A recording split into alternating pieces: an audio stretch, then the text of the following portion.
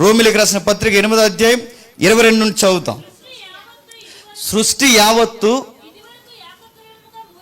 ఇది వరకు ఏకగ్రీవంగా మూలుగుచు ప్రసవ వేదన పడుచున్నది. అంతేకాదు ఆత్మ యొక్క ప్రథమ ఫలము నొందిన మనము కూడా ఆత్మ యొక్క ప్రథమ ఫలం ఎప్పుడు పొందుతాం? బాగా వినాలి.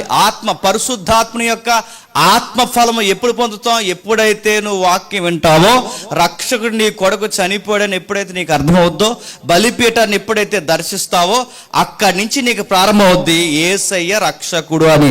అక్కడి నుంచి నువ్వు ప్రారంభమైన తర్వాత నీటి బాప్తిసం దగ్గరికి వెళ్తావు. నీరు ద్వారా నీకు ప్రారంభం వస్తుందా? కాదు. ఆ నీటిలో నిలబడిన నీకు ఆత్మ అనుభవం అనేది ఒకటి సంతరించుకుంటుంది.